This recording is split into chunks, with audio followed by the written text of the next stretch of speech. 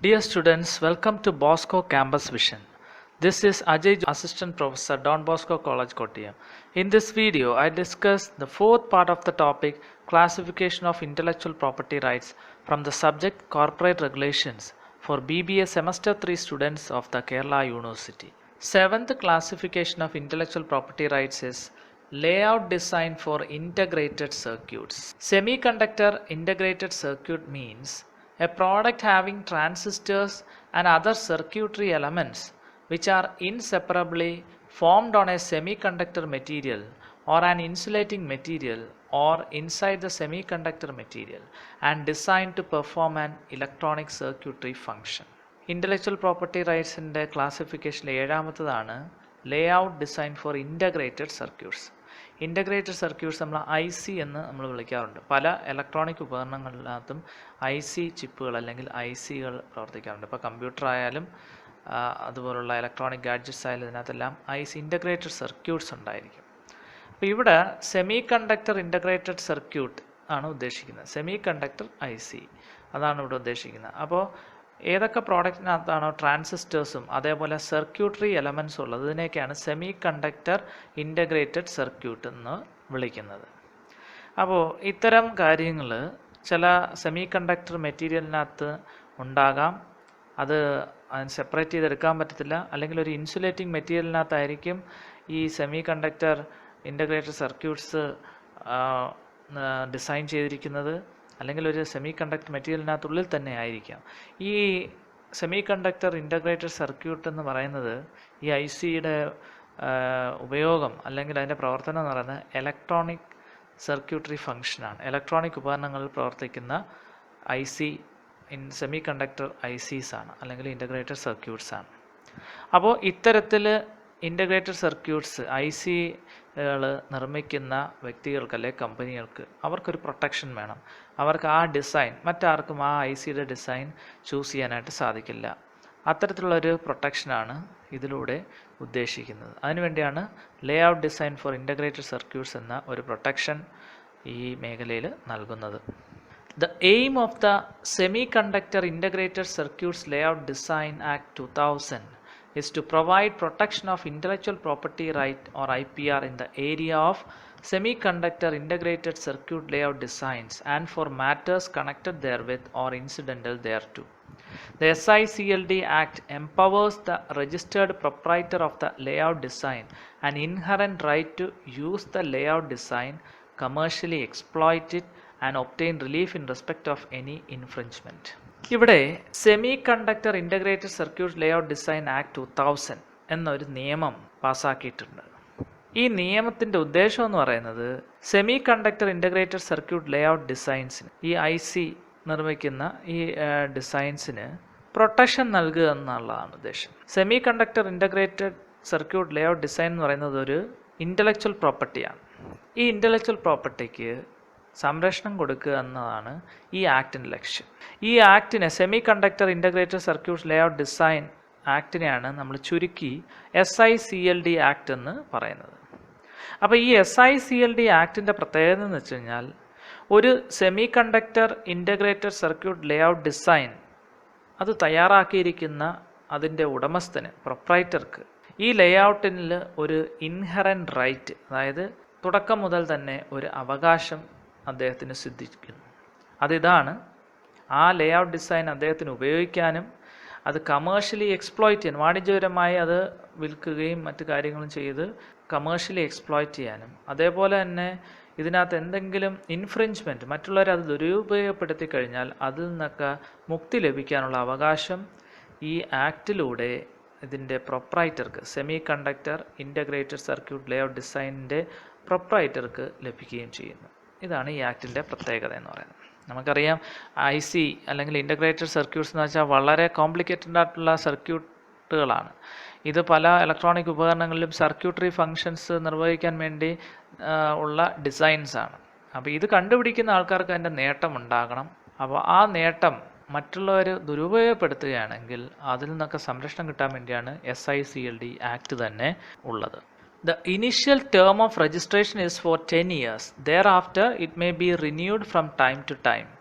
Department of Information Technology or Ministry of Communications and Information Technology is the administrative ministry looking after its registration and other matters. നമ്മളിവിടെ ഈ semiconductor integrated circuit layout design ഇതിനെക്കുറിച്ചാണ് പഠിച്ചത്. അപ്പോൾ ഇതിനു വേണ്ടി ഈ layout ഡിസൈന് patent എന്ന പോലെ തന്നെ ഇതിനും രജിസ്ട്രേഷൻ ഉണ്ട്. ഇനിഷ്യൽ ടേം ഓഫ് രജിസ്ട്രേഷൻ എന്ന് പറയുന്നത് 10 വർഷമാണ്. അപ്പോൾ ഈ ഇത്തരത്തിൽ ഒരു semi conductor integrated circuit layout design ഒരാൾ രൂപകൽപ്പന ചെയ്തു കഴിഞ്ഞാൽ അത് രജിസ്റ്റർ ചെയ്യാം. അതിന് ആദ്യമേ പ്രൊട്ടക്ഷൻ 10 വർഷമാണ് ലഭിക്കുന്നത്. പിന്നീട് ആദ്യത്തെ 10 വർഷം ലഭിച്ചതിന് ശേഷം പിന്നീട് അത് കാലാകാലങ്ങളിൽ അത് റിന്യൂ ചെയ്യാം. അത് വീണ്ടും പുതുക്കിക്കൊണ്ടിരിക്കാം ഈ രജിസ്ട്രേഷൻ. അതിലൂടെ സംരക്ഷണം വീണ്ടും തുടർന്നുകൊണ്ടിരിക്കും. എന്ന് വെച്ച് കഴിഞ്ഞാൽ ഈ പ്രൊപ്രൈറ്ററിൻ്റെ അനുവാദമില്ലാതെ ഈ സർക്യൂട്ട് ഡിസൈൻ മറ്റാർക്കും ഉപയോഗപ്പെടുത്താനായിട്ട് സാധിക്കില്ല. അങ്ങനെ ആരെങ്കിലും ഉപയോഗപ്പെടുത്തി കഴിഞ്ഞാൽ അതിന് നിയമ നടപടികൾ നേരിടേണ്ടിയും വരും. ഇനി ഈ ലേഔട്ട് ഡിസൈനിൻ്റെ രജിസ്ട്രേഷനും മറ്റ് നിയമപരമായ കാര്യങ്ങളും അല്ലെങ്കിൽ നടപടിക്രമങ്ങളും നോക്കുന്നത് ministry of communications and information ടെക്നോളജിയാണ്. അപ്പോൾ ഈ മിനിസ്ട്രിയാണ്, ഈ മന്ത്രാലയമാണ് ഈ ലേഔട്ട് ഡിസൈനുമായിട്ട് ബന്ധപ്പെട്ട semiconductor integrated circuit layout ഡിസൈനുമായിട്ട് ബന്ധപ്പെട്ടുള്ള രജിസ്ട്രേഷനും മറ്റു കാര്യങ്ങളും നോക്കുന്നത്. 8th classification of intellectual property rights is protection of new plant variety. The objective of this act is to recognize the role of farmers as cultivators and conservers and the contribution of traditional, rural and tribal communities to the country's agro-biodiversity by rewarding them for their contribution and to stimulate investment for R&D for the development of new plant varieties to facilitate the growth of the seed industry. Classification of intellectual property റൈറ്റ്സിൽ 8ാമത്തെ ക്ലാസിഫിക്കേഷനാണ് protection of new plant variety act. ഈ ആക്ടിൻ്റെ ഉദ്ദേശം എന്ന് പറയുന്നത് നമ്മുടെ രാജ്യത്തെ എല്ലാ കർഷകർ അവർക്ക് ഒരു വലിയ പങ്ക് വഹിക്കുന്നവരാണ് രാജ്യത്തെ കർഷകരെന്ന് പറയുന്നത്. കൾട്ടിവേറ്റേഴ്സായിട്ടും കൺസർവേഴ്സായിട്ടും, അതായത് കൃഷിക്കാരായിട്ടും ഉൽപ്പാദനം നടത്തുന്നവരായിട്ടും കാർഷിക വിളകൾ ഉൽപ്പാദിപ്പിക്കുന്നവരായിട്ടും അതേപോലെ തന്നെ പുതിയ ജൈവ സസ്യങ്ങൾ കണ്ടുപിടിച്ച് അല്ലെങ്കിൽ അത് വളർത്തിക്കൊണ്ട് വരുന്നതിലുമൊക്കെ വളരെയധികം പങ്ക് വഹിക്കുന്നവരാണ് നമ്മുടെ രാജ്യത്തെ കർഷകരെന്ന് പറയുന്നത്. അതേപോലെ തന്നെ പരമ്പരാഗതമായിട്ട് കൃഷി ചെയ്യുന്നവർ, ഗ്രാമീണ മേഖലയിൽ കൃഷി ചെയ്യുന്നവർ, ചില ട്രൈബൽ കമ്മ്യൂണിറ്റീസ്, ട്രൈബ്സ് എന്ന് വെച്ച് കഴിഞ്ഞാൽ ചില വംശപരമായിട്ട് അല്ലെങ്കിൽ ചില സമൂഹങ്ങളുണ്ട്, ട്രൈബൽ കമ്മ്യൂണിറ്റീസ് ഉണ്ട്. അവരൊക്കെ നമ്മുടെ രാജ്യത്തിൻ്റെ ആഗ്രോ ബയോഡൈവേഴ്സിറ്റി, ജൈവ വൈവിധ്യത്തിന് അല്ലെങ്കിൽ കാർഷിക ജൈവ വൈവിധ്യത്തിന് നൽകുന്ന സംഭാവന വളരെ വലുതാണ്. അപ്പോൾ ഇത്തരത്തിലുള്ളവരെ അംഗീകരിക്കുക, അവർ കൊണ്ടുവന്നിട്ടുള്ളതായ അല്ലെങ്കിൽ അവർ കണ്ടെത്തിയിട്ടുള്ളതായ അല്ലെങ്കിൽ അവർ നട്ടു വളർത്തിയിട്ടുള്ളതായ പുതിയ ഇനം സസ്യങ്ങളെ അല്ലെങ്കിൽ പുതിയ കാർഷിക വിളകളെയൊക്കെ അതിൻ്റെ അവകാശമൊക്കെ അവർക്ക് നൽകുക എന്ന ഉദ്ദേശത്തോടു കൂടി ആണ് ഈ ആക്ട് പാസ്സാക്കിയിരിക്കുന്നത്. മാത്രമല്ല സീഡ് ഇൻഡസ്ട്രി വിത്ത് ഉൽപ്പാദനത്തിൽ വളരെയധികം സഹായിക്കാനും അതിൻ്റെ വളർച്ചയെ സഹായിക്കാനും, വിത്ത് ഉൽപ്പാദനം വർദ്ധിപ്പിക്കാനും അതിൻ്റെ വളർച്ചയെ സഹായിക്കാനും കൂടുതലായിട്ട് R&D റിസർച്ച് ആൻഡ് ഡെവലപ്മെൻറ്റ്, അത് ഗവേഷണത്തിനുമൊക്കെ കാർഷിക ഗവേഷണത്തിനുമൊക്കെ ആക്കം കൂട്ടാനുമൊക്കെ വേണ്ടിയിട്ടാണ് ഈ ആക്ട് കൊണ്ടുവന്നിരിക്കുന്നത്. അപ്പോൾ പുതിയൊരു പ്ലാന്റ് വെറൈറ്റി എന്ന് പറയുന്നത് അത് ഒരു ഇൻ്റലക്ച്വൽ പ്രോപ്പർട്ടിയാണ്. അപ്പോൾ അത് കണ്ടെത്തുന്ന വ്യക്തിക്കും അല്ലെങ്കിൽ അത് ഉൽപ്പാദിപ്പിക്കുന്ന വ്യക്തിക്കുമൊക്കെ അതിന് അവകാശങ്ങളുണ്ട്. നമ്മൾ പലപ്പോഴും പത്രങ്ങളിലും മാധ്യമങ്ങളിലും ഒക്കെ വായിക്കാറുണ്ട്, പുതിയൊരു ഇനം കുരുമുളകിൻ്റെ തൈ ഒരാൾ ഉൽപ്പാദിപ്പിച്ചു, അല്ലെങ്കിൽ പുതിയൊരു കാർഷിക വിളയുടെ ഒരു ഇനം അല്ലെങ്കിൽ നെല്ലിനം ഒക്കെ ഓരോരുത്തർ ഉൽപ്പാദിപ്പിക്കുന്നതായിട്ട് നമ്മൾ കേൾക്കാറുണ്ട്. പക്ഷേ ഇത്തരത്തിൽ ഉൽപ്പാദിപ്പിക്കുന്ന അല്ലെങ്കിൽ പുതിയ പ്ലാന്റ് വെറൈറ്റി ഇത്തരത്തിൽ കണ്ടെത്തുന്ന അല്ലെങ്കിൽ പരീക്ഷണാടിസ്ഥാനത്തിൽ ഉൽപ്പാദിപ്പിച്ചെടുക്കുന്ന അല്ലെങ്കിൽ നട്ടു വളർത്തുന്ന കർഷകർക്കൊക്കെ സംരക്ഷണം നൽകുക എന്നാണ് ഈ ആക്ടിൻ്റെ പ്രത്യേകത എന്ന് പറയുന്നത്. The Plant Variety Protection and Farmers' Rights Act 2001 was enacted in India to protect the new plant variety. The act has come into force on 30/10/2005 through authority. Initially, 12 crop species have been identified for registration, that is rice, wheat, maize, sorghum, pearl millet, chickpea, green gram, black gram, lentil, kidney bean, etc. New plant വെറൈറ്റിക്ക് protection നൽകാനായിട്ട് പുതിയ ഇനം സസ്യങ്ങൾക്ക് അല്ലെങ്കിൽ പുതിയ തരത്തിലുള്ള സസ്യങ്ങൾക്കോ വിളകൾക്കോ ഒക്കെ ഉൽപ്പാദിപ്പിക്കുന്ന കർഷകർക്കും ആ ജൈവ വൈവിധ്യങ്ങൾക്കും ഒക്കെ പ്രൊട്ടക്ഷൻ നൽകാൻ, സംരക്ഷണം നൽകാൻ വേണ്ടി ഇന്ത്യയിൽ 2001 ഒരു ആക്ട് പാസ്സാക്കിയിട്ടുണ്ട്. ആ ആക്റ്റാണ് plant variety protection and farmers rights act എന്ന് പറയുന്നത്.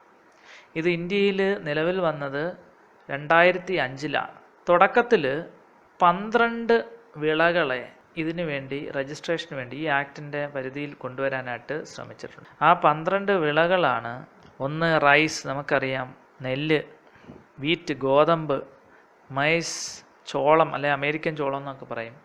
സോർഗം എന്ന് പറയുന്നത് അരിച്ചോളത്തിനാണ് സോർഗം എന്ന് പറയുന്നത്.